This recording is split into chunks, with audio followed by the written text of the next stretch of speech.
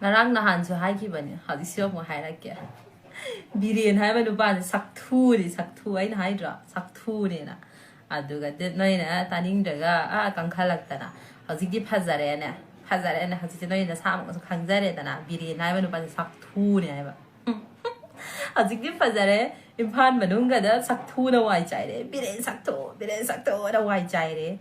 ai na mai masa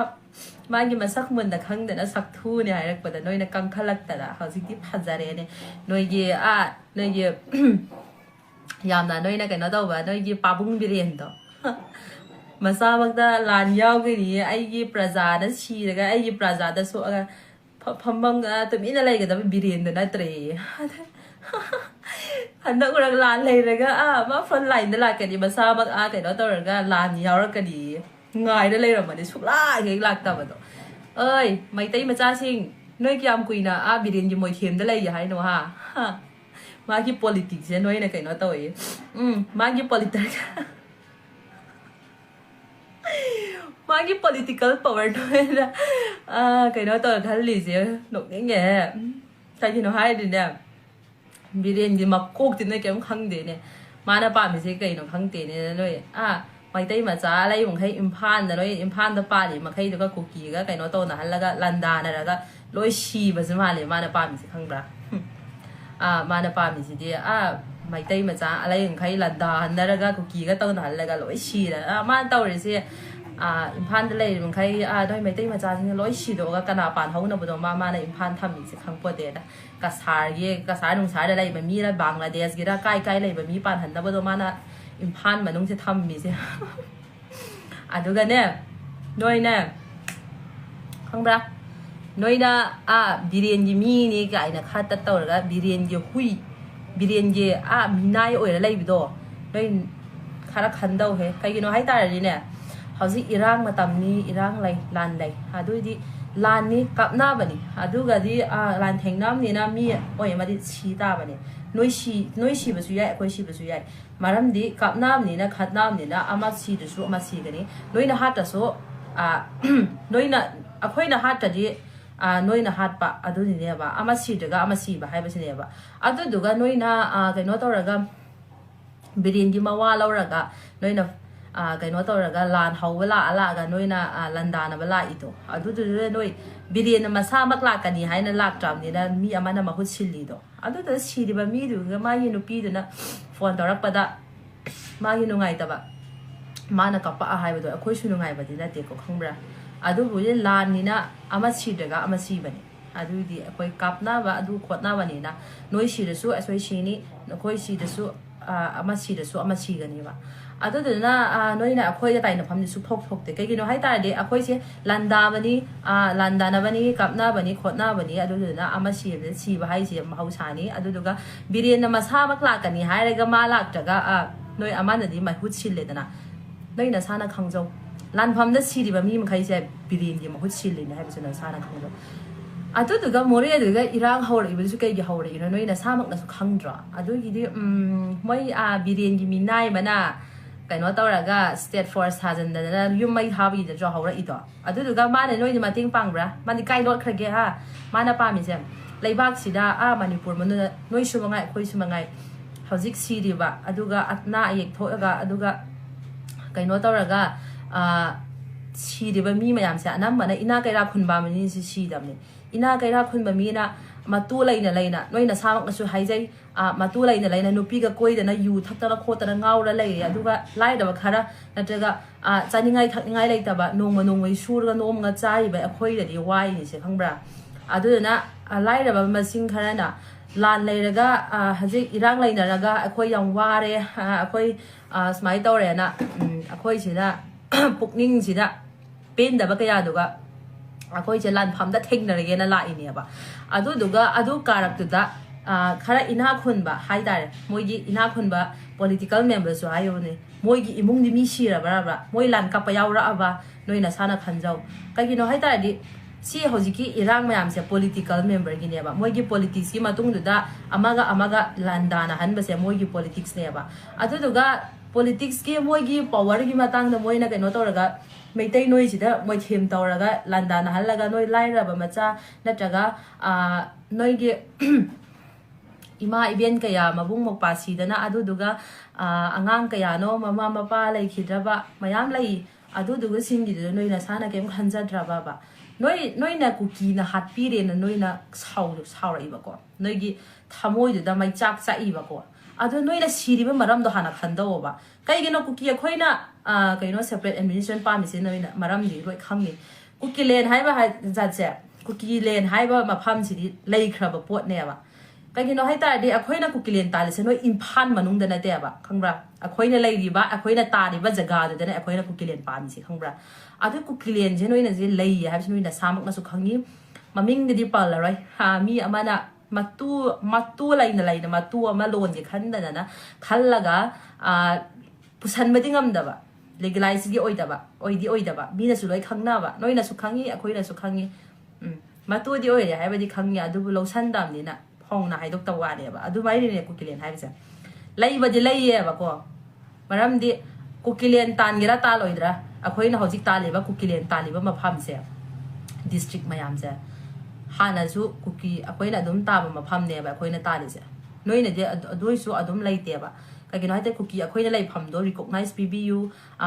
biren gi sarkar se yam phatre ba kai gi no hai te akhoi na su mata ma da noi du mai na biren se yam thajara me ba mana hai ba khuding ilami aduga akhoi gi district akhoi gi lam akhoi gi yum pham da phau ma se kauraga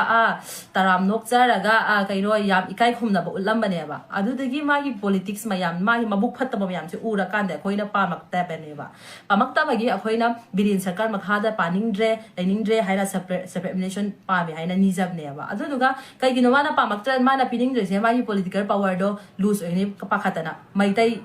ma gi praja masin se khada han ba ne ba manipur da lai ri ba lan hoji ki akhoi na khatna ri ba akhoi na lan taw na ri ba se kana da gi no ba noi biren na thohan ma ngak na twa ba han ba ho ba irang sida biren na muthat lamaga mana masa chief minister ama oina mana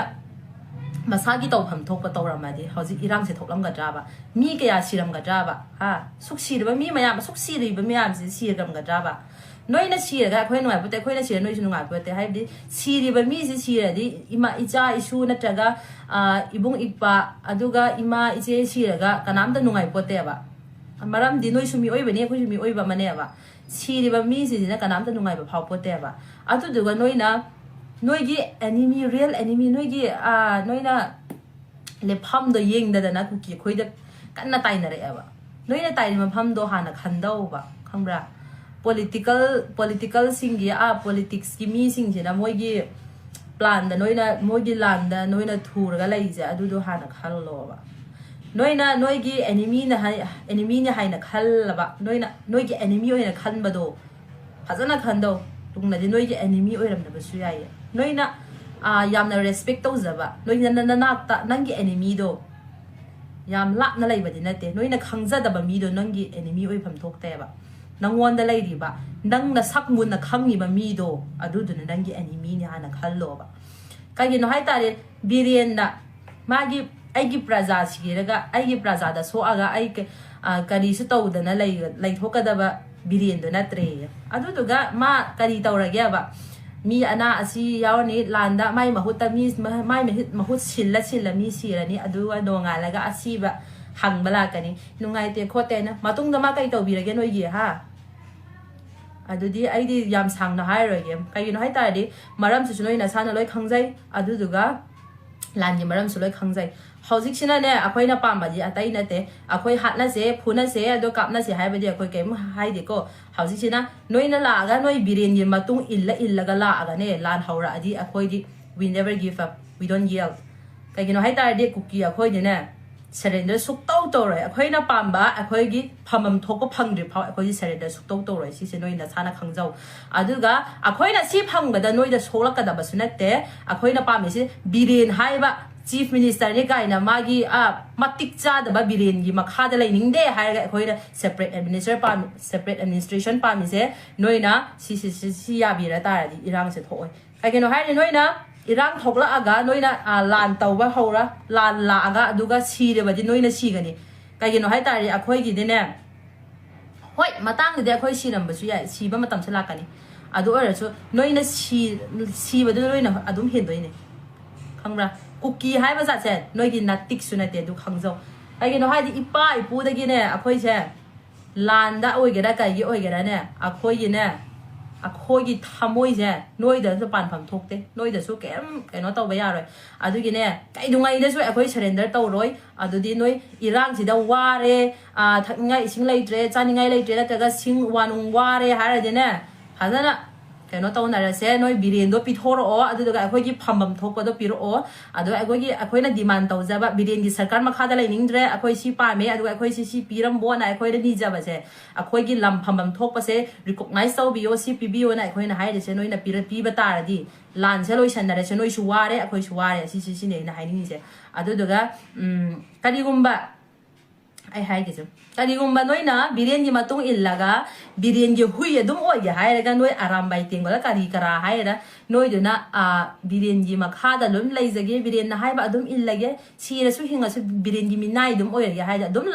ꯂꯥꯟꯗꯥꯅꯔꯁꯦ ꯑꯩꯈꯣꯏꯗꯤ ꯀꯩꯝ ꯀꯤꯕꯤꯗꯦ ꯈꯪꯕ꯭ꯔꯥ ꯑꯗꯨꯝ ꯂꯥꯟꯗꯥꯅꯁꯦ ꯑꯗꯨꯝ ꯀꯥꯞꯅꯁꯦ ꯑꯗꯨꯒ ꯑꯁꯤꯕ ꯃꯤꯗꯨꯅ ꯁꯤꯔꯦ ꯍꯤꯡꯍꯧꯕ ꯃꯤꯗꯨꯅ ꯍꯤꯡꯍꯧꯔꯦ ꯉꯝꯕ ꯃꯤꯗꯨꯅ ꯉꯝꯃꯦ ꯉꯝꯗꯕ ꯃꯤꯗꯨꯅ ꯇꯧꯔꯦ ꯑꯗꯨꯃꯥꯏꯅ ꯇꯧꯅꯁꯦ ꯍꯥꯏꯔꯁꯨ ꯀꯩꯁꯨ ꯀꯥꯏꯗꯦ ꯑꯁꯤꯃꯨꯛꯇꯪꯗꯤ ꯈꯪꯕꯤꯌꯨꯍꯦ ꯍꯧꯖꯤꯛ ꯉꯁꯤꯗꯒꯤꯅꯦ ꯍꯦꯛꯇ ꯃꯩꯇꯩ ꯁꯤꯔꯦ ꯍꯥꯏꯗꯤ ꯅꯣꯏ ꯕꯤꯔꯦꯟꯒꯤ ꯃꯋꯥ ꯂꯧꯔꯒꯅꯦ ꯑꯦꯇꯦꯛ ꯇꯧꯕ ꯑꯃꯨꯛ ꯂꯥꯛꯑꯒ ꯑꯃꯨꯛ ꯀꯥꯞꯅꯕ ꯂꯥꯟꯗꯥꯅꯕ ꯑꯃꯨꯛ ꯂꯥꯛꯑꯗꯤꯅꯦ ꯃꯩꯇꯩ ꯁꯤꯔꯦ ꯍꯦꯛ ꯍꯥꯏꯕꯗ ꯑꯩ ꯃꯨꯛꯕꯥꯡ ꯇꯧꯔꯛꯀꯦ ꯌꯦꯡꯉꯛꯎ ꯈꯪꯕ꯭ꯔꯥ ꯅꯣꯏ ꯁꯤꯕꯒꯤ ꯃꯁꯤꯡꯗꯨꯗꯅꯦ ꯑꯩ ꯃꯨꯛꯕꯥꯡ ꯇꯧꯔꯛꯇꯣꯏꯅꯤ ꯅꯣꯏꯅꯁꯨ ꯇꯧꯋꯤꯗꯅ ꯍꯧꯖꯤꯛꯇꯒꯤꯅꯦ ꯑꯩꯁꯨ ꯍꯧꯔꯛꯇꯧꯔꯕꯅꯤ ꯑꯗꯨ ꯅꯣꯏ ꯅꯁꯥꯅ ꯈꯪꯉꯨ ꯍꯧꯖꯤꯛ ꯊꯣꯛꯂꯛꯏꯕ ꯏꯔꯥꯡꯁꯦ ꯑꯁꯤꯅ ꯀꯩꯒꯤ ꯃꯔꯝꯗꯣ ꯅꯣꯏ ꯍꯥꯟꯅ ꯐꯖꯅ ꯊꯤꯒꯠꯂꯣ ꯑꯗꯨꯒꯅꯦ ꯅꯣꯏꯒꯤ ꯕꯤꯔꯦꯟ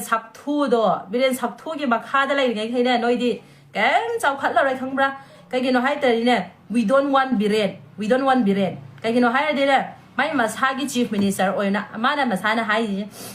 ꯑꯩꯁꯦ ꯃꯤꯌꯥꯝꯒꯤ ꯆꯤꯐ ꯃꯤꯅꯤꯁꯇꯔ ꯑꯣꯏꯔꯝꯕꯗꯒꯤꯅꯦ ꯍꯥꯏ ꯑꯗ ꯃꯤꯌꯥꯝꯒꯤ ꯆꯤꯐ ꯃꯤꯅꯤꯁꯇꯔ ꯑꯣꯏꯔꯗꯤ ꯃꯥꯅ ꯃꯥꯒꯤ ꯄ꯭ꯔꯖꯥ ꯃꯁꯤꯡ ꯃꯅꯤꯄꯨꯔꯒꯤ ꯆꯤꯐ ꯃꯤꯅꯤꯁꯇꯔ ꯑꯦꯁ ꯑ chief minister of A particular state ꯑꯗꯨꯒꯤ ꯑꯣꯏꯅ ꯃꯥꯅ ꯃꯁꯥꯒꯤ ꯔꯥꯏꯠ ꯃꯁꯥꯅ ꯇꯧꯐꯝ ꯊꯣꯛꯄ ꯇꯧꯔꯝꯃꯗꯤ ꯍꯧꯖꯤꯛ ꯏꯔꯥꯡꯁꯦ ꯊꯣꯛꯂꯝꯃꯣꯏꯕ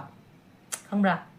ꯍꯧꯖꯤꯛ ꯏꯔꯥꯡꯁꯦ ꯊꯣꯛꯑꯝꯃꯣꯏꯕ ꯃꯥꯅ ꯃꯁꯥꯒꯤ ꯇꯧꯐꯝ ꯊꯣꯛꯇꯅ ꯃꯥꯒꯤ his own interest ꯃꯥꯒꯤ ꯃꯁꯥꯒꯤ ꯄꯋꯔꯗꯪ ꯈꯜꯂꯝꯃꯒ ꯃꯥꯁꯦ BJP ꯁꯤꯟꯐꯝꯗꯒꯤ ꯇꯥꯅꯤ ꯑꯗꯨꯒ ꯆꯤꯐ ꯃꯤꯅꯤꯁꯇꯔ ꯑꯣꯏꯍꯧꯔꯣꯏ ꯀꯥꯏꯅ ꯃꯥꯒꯤ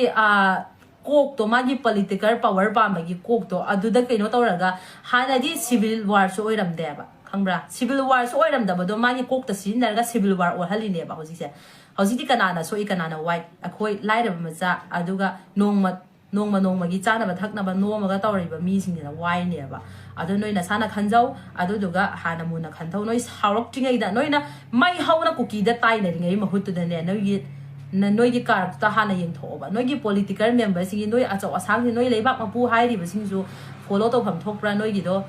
ꯃꯇꯤꯛ ꯆꯥꯕ꯭ꯔꯥꯗꯣ ꯍꯥꯟꯅ ꯌꯦꯡꯊꯣꯛꯑꯣꯕ sini aina hain se asida noina saura ga landana re sai so kai su ki bide ko you are always ready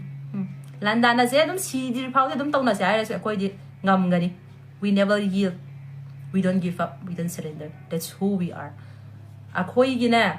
isada cheli ba I